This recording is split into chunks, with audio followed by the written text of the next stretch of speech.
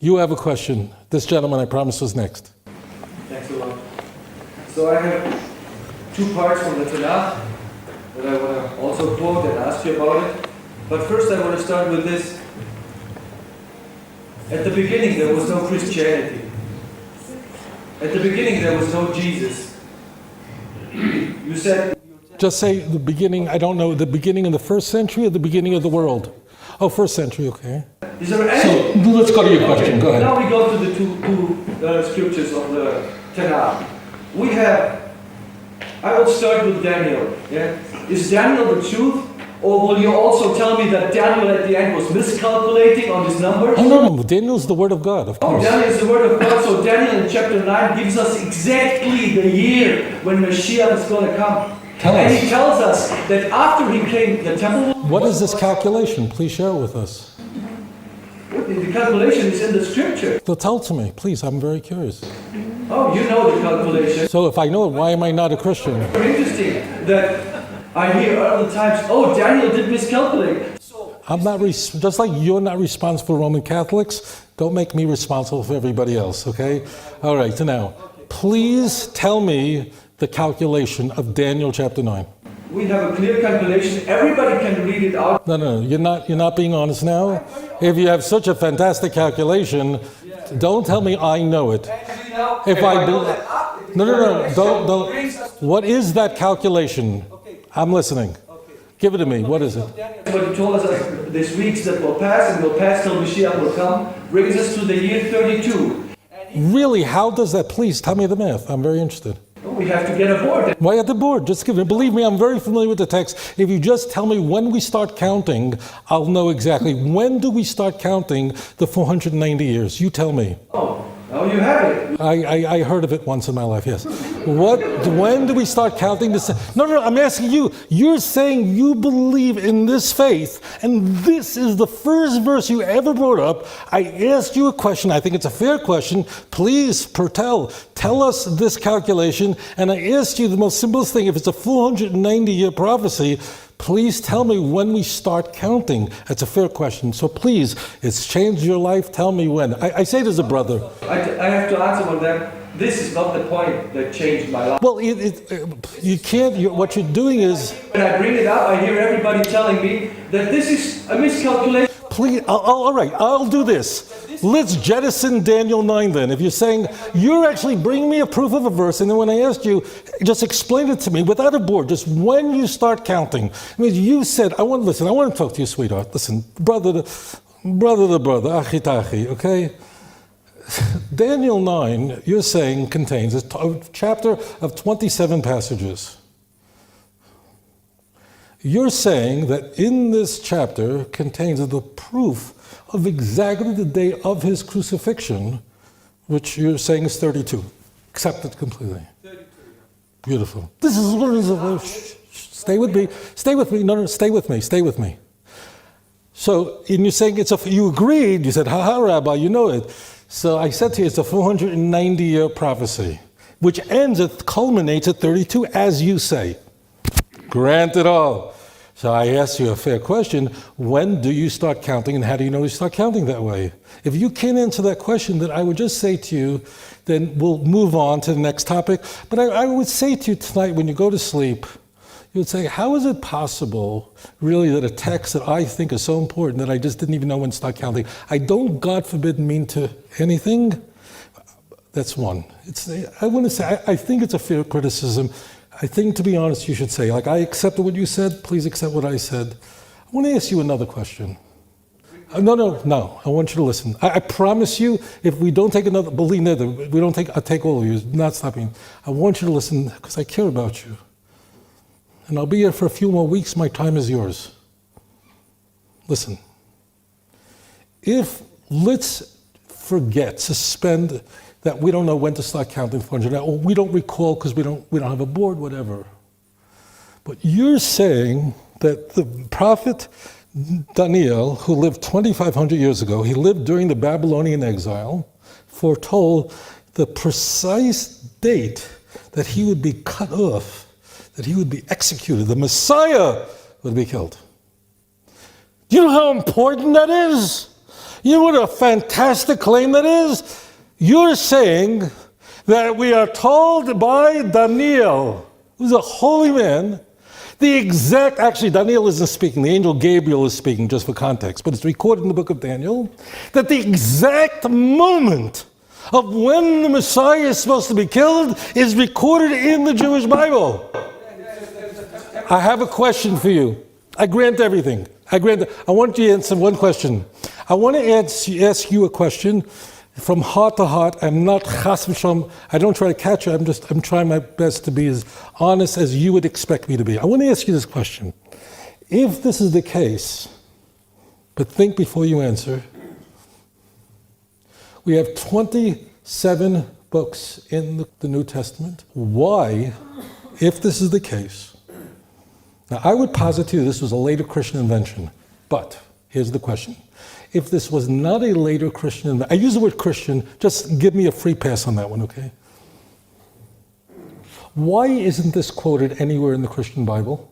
That means, in order for you to believe that there's a clear prophecy in Daniel 9 of exactly the date, the year the Messiah is supposed to kill, are you telling me that the authors of Matthew, Mark, Luke, John, all the letters of Paul, the letters of John, the letters of Peter, whatever you accept, none of them thought that point was important enough to mention the New Testament? Does any sane, sober mind believe this? That means, I hope you got this point. It's not quoted in the Christian Bible. In order for you, sweetheart, listen to me. In order for a person to believe that the Jews are wrong and the believers in Yeshua are right, okay, I did it.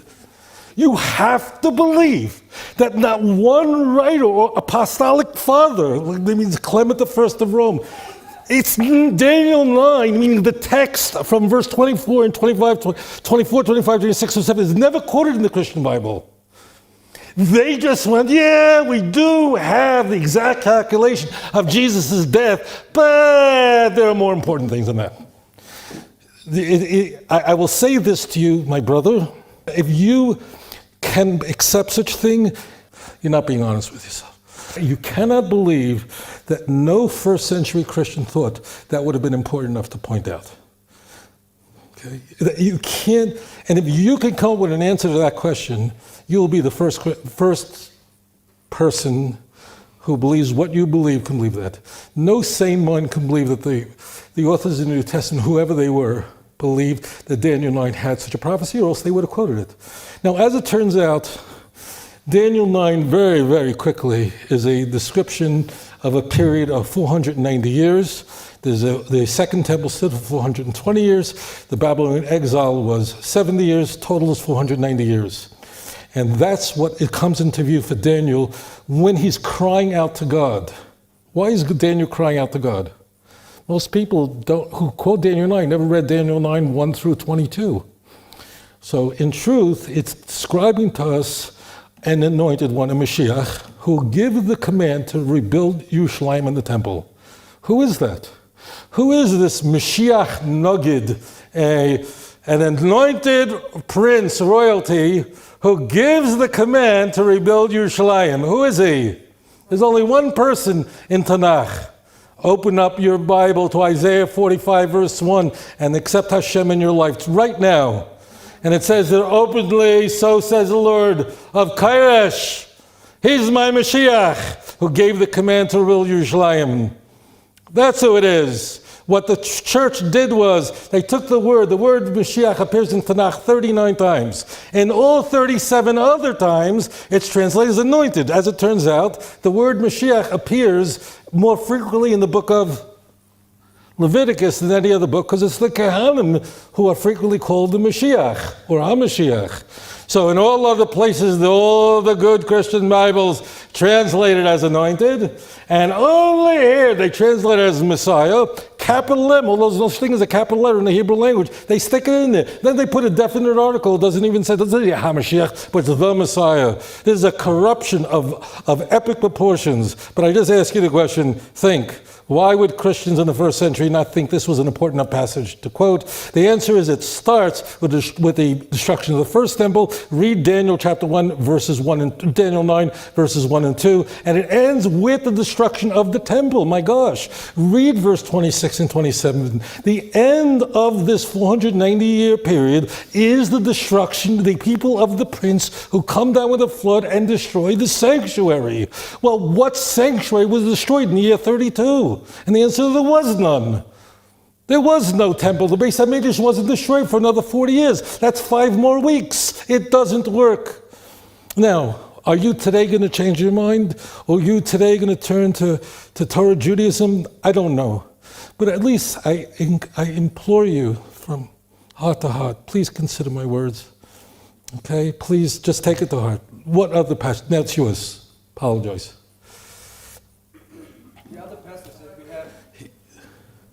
This is more important for a moment. Stay, I'm telling you, Mamish, there's no flight left for me tonight. I'm not going. Go, sweetheart. The other passage that I have is Psalm 22. Yes. It's also not stated in the New Testament. Psalm 22 is when Yeshua is dying, he starts the quoting of Psalm 22 in verse 1. Yeah? When he says, Eli, Eli, lama sabachthani. So he reminds us to the whole psalm. But this psalm was changed 1,000 years later, yeah, by the Masoretic text. And we know that it was changed because it says, I'm pierced in verse 16, I'm pierced in my hands and in my feet. But if we go to a Jewish Bible or a Jewish Tanakh inside, we see they have changed it and they say, oh, there are lions in my hand and in my feet. But if we go and check later, the older manuscripts, we see that it says, it's pierced, I'm pierced in my hand. Really, please tell us, there are a lot of Hebrew speakers here. I mean, you're telling me this is important to you. Could you tell us what is this Hebrew word that means pierced that was found in some ancient manuscript? I think it's karu and kara. This is karu? What is the word? Could you just tell me? It's changing of a yud, yeah, that made longer and became a vav, yeah, and made it the word of being pierced in the hands and on the feet, meaning now that there are lines on the hands. Does that make no sense at all? Okay, I'd like to answer you. Thank you. Let me now. Okay, so what this gentleman is telling us. Singer, not so quick. As it turns out, we have a text that's 3,000 years old, written by King David. And the text, this chapter, is quoted widely in the Christian Bible. And if you open up our Tanakh, any Hebrew Bible in the world, it'll say in verse 17 in a Hebrew Bible, 16 in a Christian Bible. The fact that you said 16, not 17 is interesting because you distance yourself. But anyway, because only a Christian Bible would say it's verse 16. But we'll set it aside. It says in the text, for dogs have encompassed me, a company of evildoers have enclosed me. And the last 3 words of the text is Ko'ari Yodei V'Raglai. Like a lion, they're at my hands and my feet. What does that mean? Well, if you're familiar with the chapter, you'd know that the lion theme is everywhere. Does anybody have a Tanakh open? If you open Psalm 22:14 for a moment, it'll be interesting. You're saying it really doesn't say Ko'ari there. It says really not like a lion that my feet, but they pierced my hands and my feet, which certainly does sound like a crucifixion. Okay. Then you said that the Hebrew Masoretic texts all have been changed. And originally that's what it said. Before I even go into this, why isn't this quoted in the Christian Bible? That means if first century Christians believed that it's said, that means if we're lying and the first followers of Yeshua, okay, I play by the rules, believe that said they pierced my hands and my feet, you have to believe that they didn't think that was an important enough verse to quote. Not inconceivable, number one. Number two is what you're saying is not correct. As it turns out, every single Tanakh in the world, anywhere, Masoretic or otherwise, the next time you're at the Western Wall, you'll go into the men's section, that little tunnel that goes in, on the left side, and you walk in a few bookcases down, there's an entrance and there's a scroll there. That's not a Masoretic text. There's no vowels, there's no dots, there's no nekudot, there's no trap, nothing. And you'll have the exact same word. All Masoretic text means is you have a consonantal language like Hebrew, just consonants, but you have no punctuation and you have no vowels. And of course you don't have the musical notes. And all that happened was in the early Middle Ages, Masoretes, this tradition would then add that in, just so people could recognize it. That's all. So of course there was no Masoretic text in the first century. They changed it. But how did they manage to change it in Yemen? Yemen, there were no Christians. Every single Bible in the whole world says the same word in Hebrew. Not one Bible ever found says they pierced. Now, I know what you're going to say now. And I'll say it. Don't be offended. I'll articulate it better than you. I'll play the other side for you. So they'll go, hold on right now. As it turns out, there is a fragment that was found in Nachal Hever. Nachal Hever is not as old as the letter as Qumran. So Qumran will be first, second century BC. Nachal Hever is between the two wars, so it's a couple centuries later. And we have a fragment 5/6, HEVPSA. And it seems there that the Yud of Ko'ari, Kof Aleph Resh Yud, is a little bit longer. This is what you said. I don't want to misrepresent, right? I'm honest. The Yud, if you take a Yud, so the Yud has a spitzel on the bottom. Has a little bit, right? But let's say you take the Yud all the way to the bottom, then you don't have Ko'ari, you have Ko'aru.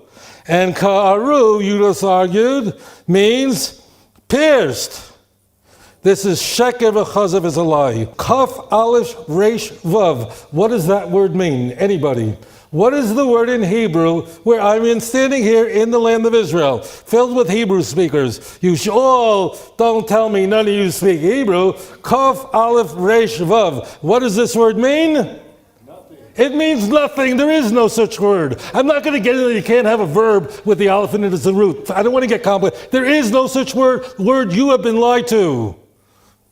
Now stop, I'm not done, sweet. No, stay with me. It's not true. It's sheker v'chazav. It's being promoted, started off by a professor in Canada, and by, I don't want to get into Flint, whatever, and I have a whole chapter on this in my book with the manuscript. There is no such word. You have been lied to. Now, in order to, first of all, you have to believe that every Tanakh in the world, Masoretic, everybody's wrong. Why would the Yemenites change it? Nobody but people like this one. So as it turns out, it's not true, it's a lie. There is no such word, this is gibberish. There is no such word as Ko'aru, Kof Aleph Resh Vav. It does not exist. It actually can't exist, and I'm not going to get into the complicated grammar behind it, but this is what I want to say. In order to get a word that remotely resembles piercing, you not only have to turn the Yud into a Vav, but you have to remove the Aleph also. Well, you have the word karu. Now we have a word. The word karu does not mean to pierce. I know you're told, this is what they say in Mishnah. The word karu means to open, to excavate. They sometimes use it like karu bar. They sometimes will translate it as dig a well. It doesn't mean dig in that convention. It means to open, to lower.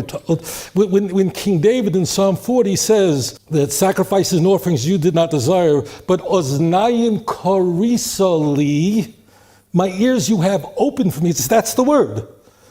What does it mean? Someone stabbed him in the ear? Okay, so you should know, just listen. It's not true, and the proof it's not true is when you go home, you look up in Tanakh, if there is a single word in all of Tanakh, there are over 300,000 words in Tanakh, if there's one other word in all of Tanakh that has that word karu, you'll find it's not there, you've been lied to. In Hebrew, you would never say karu yodai v'raglai. It would not make sense to any Hebrew speaker. There are words to pierce, as in stab through flesh. Dakar. So let's say Dakaru Yodai V'Raglai. The Nakev would be, let's say Dakar really means to stab. Okay? You would never ever, so it's not true. Now it is true that digging wells as in excavating sound could remotely resemble, that's not even saying it isn't there, and you have been lied to. If you take the Yud and turn it into a Vav, you do not have the word pierce. It's just not true. Moreover, listen, if you open the same text If you actually look at the fragment, you'll see it's almost impossible to read it. And the letters are not uniform like a Sefer Torah would be. We have much better uniform text in Qumran. And it's also filled with misspellings. The next word is Yodai. Yud, Daled, Yud, my hands. If you go to that Nachachever fragment, if you don't have it, I'll email it to you. The scribe who wrote it, now he's writing in the middle of a desert, so maybe he did a better job than I would do. But actually in that fragment, the next word is Yud, Daled, Yud, Hey. I'm not kidding. And there it's very clear, which means, Yud, Daled, Yud, Hey means Yodeha, which means her hands. The scribe misspelt the very next word, so you would know that today is the day to do tshuva. So it's not true. Moreover, you have to understand this. Again, if this is such an important text, a prophecy that the Messiah is to be pierced, you have to believe that no Christian writer in the first century thought that that was important enough to quote. And they're quoting from Psalm 22, the cry of dereliction from Mark is in there. They parted my clothing, and we find in John. It's all over. Psalm 22 was cherished by first century Christians. They're saying, yeah, it says they pierced my hands and my feet. No, the church has lied. There's no such word as ka'aru. But if you go to missionary literature, instead of going to the original, you might find yourself in a little trouble. I hope you're not offended. If I have offended you in any way, what's your first name? What? Elam. Adam. If I've offended you in any ways before Rosh Hashanah, I ask you, please forgive me. Okay, I'm sorry. I talked to you, we're among our own. Now, you had another question. I just wanted to get it out. Go ahead. It was not the point. The point was that the sages that translated the Septuagint into Greek 200 years before Yeshua came, they also translated it that pierced. So 70 sages translated the Septuagint, the Tanakh, into the Greek, yeah? And they all were wrong. This is a very interesting question. I want to explain. This is actually a brilliant question. So as it turns out, roughly a quarter of a millennia before the Christian century, he's saying that the rabbis have gathered and they produced what's called the Targum Shivim, a translation for the king of, we'll call him the king of Egypt, the part of the empire that was Egypt. And as it turns out, if you open up the Septuagint, and Psalm 22, verse 16, it will say in the Septuagint, they pierced my hands and my feet, and he's telling the truth. It does say that there. And, my friends, the Septuagint was translated 250 years before Christianity. What then was their incentive to do that? It must be that the Jews changed the text because they didn't want people to follow Yeshua. Right? Right. The answer is it's not true. What? So I'm going to tell you something. You'll look it up everywhere. You can open any Septuagint in the world. There's no Christian scholar who would argue with me. Now, the guy on the street who goes to the hostel, the Christian hostel, they believe that's not true. The original Septuagint, all Christian scholars know this, was only of the Torah of the 5 books of Moses. Now, I will tell you this. If you go on, I'm sure there's a free Septuagint somewhere online. If you read the introduction to every Septuagint in the world, it will tell you that in the introduction. The original Targum Shivim, this is something that's unfortunately people fall victim to. The original Septuagint was only of the 5 books of Moses. It was not of the book of Psalms, not of the book of Isaiah, not Jeremiah. That was later created. And what you have today is the Septuagint that you get on Amazon is really a production of the church. And Origen was its primary editor. Origen is a 3rd century church father. This Greek translation, they adopted the name Septuagint. It's like the word Xerox or Kleenex. That these words, even though there's a company, Xerox is a company, but it actually created a big copyright problem for Xerox because people say, go Xerox this paper, but it could be a Canon copier. So what happened was the Septuagint, of course, is very, very well known. It's discussed in the letter Aristide. It's brought down all over the place. In the Gemara and Megillah, Daf Tes, meaning Megillah, the Talmud, it's all there. It's of the 5 books of Moses. I encourage you. I know you don't like Jerome. He's a Catholic church father, but if you just read his introduction to Book of Chronicles, he discusses extensively. And believe me, Jerome was not a big fan of Rabbi Tovia Singer. Josephus says the same thing. They all say it. Now, what I'm saying now is every Christian scholar knows this, but unfortunately, missionaries exploit this. It's not true. The Targum Shivim was not of the book of Psalms. And in fact, we do not have a Septuagint today. It doesn't exist because the library to which it was put in was burnt down to the ground. If you have the original, what is called technically among scholars, the Proto-Septuagint, you're a very rich man. It will be a priceless thing in Christie's because no one has it. And what we have today is a Christian product. And what they did was they went back and said, let's look at all these Christologies and then let's insert Greek words that bolster the Christian claim. The Septuagint today is a lie. And that's why, without even looking, I can't even see, you won't find one Septuagint anywhere. It's a product of the church. But I'm going to just say this to you. In no universe, in no planet, is a translation superior to an original. That's called anybody who's a lawyer here knows what's called the law of best evidence. If you don't know what this is, then you can't even go to law school. Law of best evidence is when you have a document in the original language, no translation could be superior. So the answer is that the Septuagint was of the 5 books of Moses. The Septuagint was not of the 5 books of Moses. But when there were Greek translations later, they put the word Septuagint on it without fear of getting sued by people who are long dead. So the word Septuagint became a capital S, but it is not the Septuagint. And again, whichever Septuagint you read, it could have the biggest cross on the front of it. Doesn't make a difference. I know you're not, but they will say what I said. It's uncontroversial. So therefore, this is sheker v'chosem. It's not true. If you have another, you can throw at me. We'll go to somebody else. Up to you, sweetheart. You want to think a little bit? Let me ask you one question. Would it be meaningful to you? I just ask you because I want to know one thing. I ask you. You've asked. Now I ask. You go home. This is important to you. Because you believe Jesus is God and He's not. I don't believe in Jesus. So you don't believe He's God. But clearly it's not a good idea spiritually. Let me just, Adam, let me just say this to you. You have to concede that if Jesus is not the Messiah and He's not worthy of adoration, okay, I didn't say worship, adoration, and one does say that He is Mashiach and He's worthy of my adoration, I can pray in His name and so on. If He isn't, it's very bad. It's a bad thing, right? Spiritually, it's a bad thing. I'm not saying you're wrong, you're going to figure that one out. But it's clearly, there's everything at stake. It's a really bad thing to believe any of that. If it isn't true, I grant that. So I want to ask you this question. If tonight you go home and you look up what I said, you check it out, and you find that I've told the truth, that everything I said was true, would you at least consider studying with me a little bit further, and at least be open-minded to the possibility, well, if I thought all these things were true and it turns out it might not be, then maybe other things I assumed were correct might not be. Would you at least consider doing that? You're going to be in my prayers. So, according to this, what you just said, yes. Yeah? What do you say to all these people who believe that the Lubavitch of the Rebbe is the Mashiach? Explain the question. You said that this would be an abomination if you believe it there. So what do you say to all these Chabad people? I really wish you hadn't asked that question.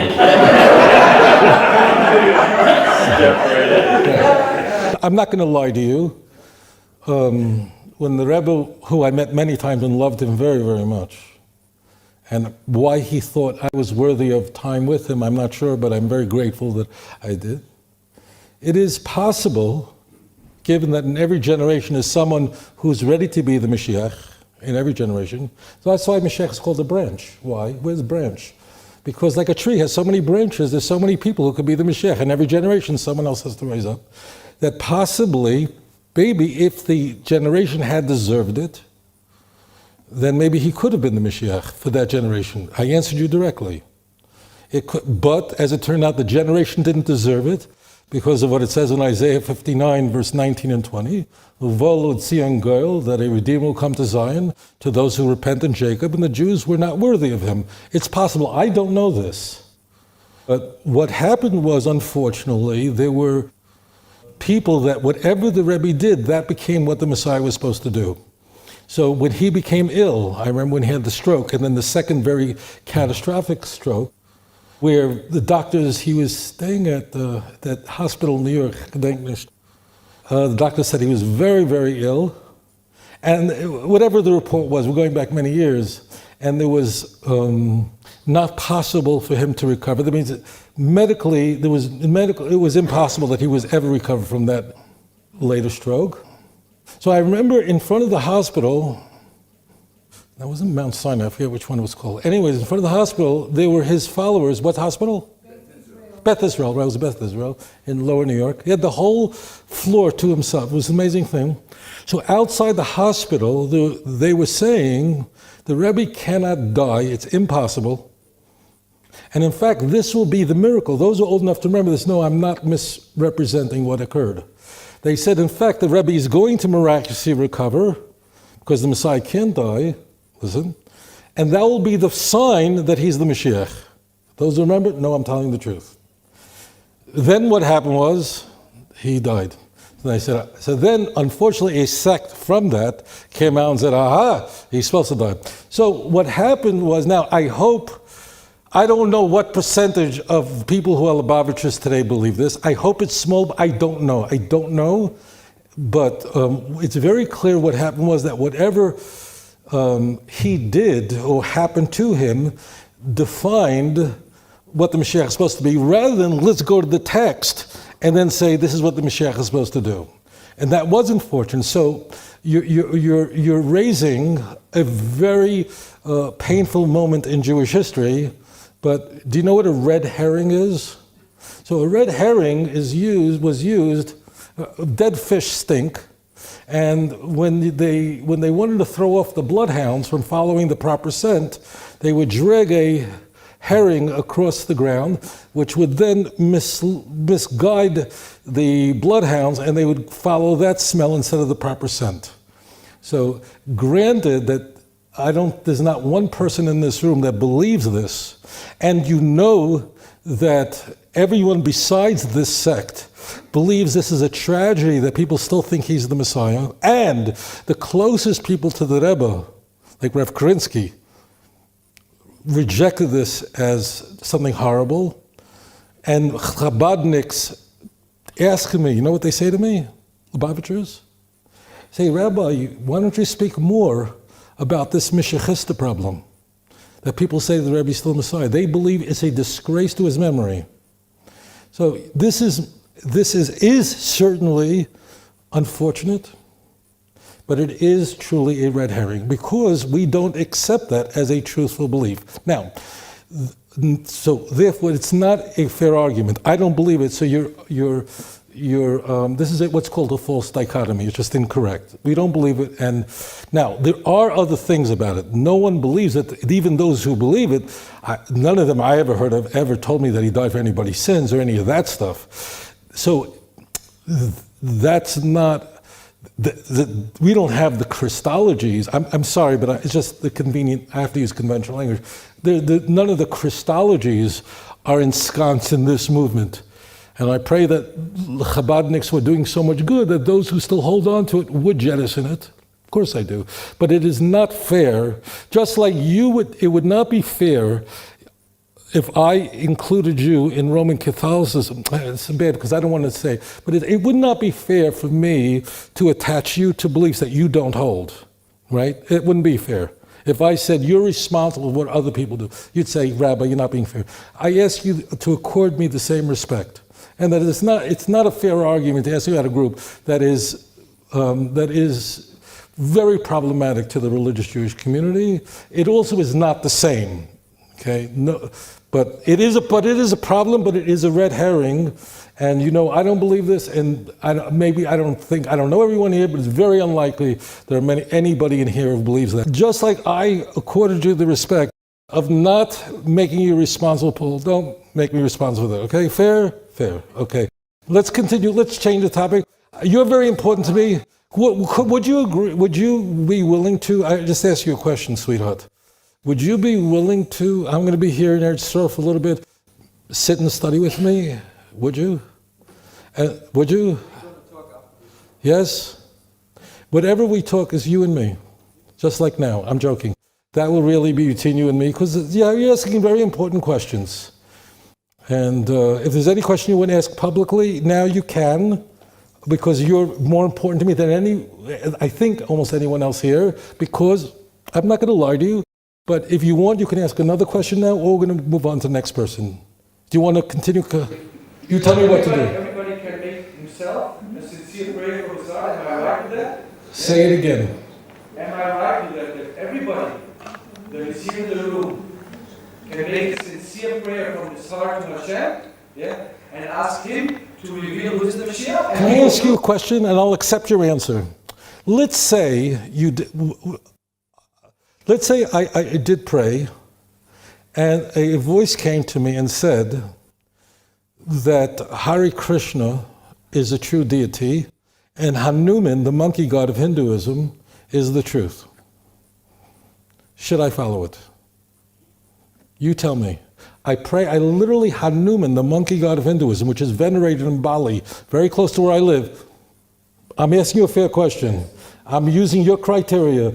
Do we have in Tanakh ever such a thing? Or do we have in Tanakh, don't follow your heart because it'll lead you astray? And Jeremiah is saying that the heart is a very wicked thing. Do not go after your heart and lead you astray. What should I do if I pray and the Virgin Mary appears to me as she appears to everybody else over pancakes in the Philippines every day? So I'm asking you honestly, is this really a biblical criteria? Like, what do I do? If you pray tonight, show me the truth, and Hare Krishna came to you, would you become a Hare Krishna? No. So why would you ever ask me to accept? Why would you, sweetheart, is it the Bible or our authority or not? Okay, then don't tell me to pray and wait for a personal revelation. No, I'm right. I love you, Adam, but this one you're wrong on. It wasn't fair. Let's be honest. This one, everything else, I had to explain things. You cannot say, oh yeah, only if you come up with my version of Yeshua, then follow your heart. But if you come with anything else, don't follow it. We don't have that. The Bible is our authority, yes or no? Is it sola scriptura? The Bible alone is our authority. Only it. So why would you tell me go pray tonight? And what happens if I pray tonight? Ali Baba from India come to me. What am I supposed to do? Go shave my head off and move to India? No, come on. We don't do this. We are following the Bible here. No, I have to say, Tovia, you're right on that one. Be honest. I'm right. We don't do such things. This, my friend, this is it. That's it. That's it. No praying to yourself and waiting for revelations. Nothing. If the prophet ever had a so-called revelation, what he said, follow other gods your fathers didn't know. Don't keep his orders. Do not follow the words of that prophet or dream of dreams. I am only testing you to see if you really love me. We don't do such things. It's not biblical. We follow the Bible on, okay? Fair, that one. We're going to talk after. A lot of love. Yes, sir. And by the way, thank you so much for having the courage to do this. Mamish. Unbelievable. אדון עולם אשר מלך בטרם כל יציר נברא לעת נעשה בחפצו כל אזי מלך שמו נקרא ואחרי ככלות הכל לבדו ימלוך נורא והוא היה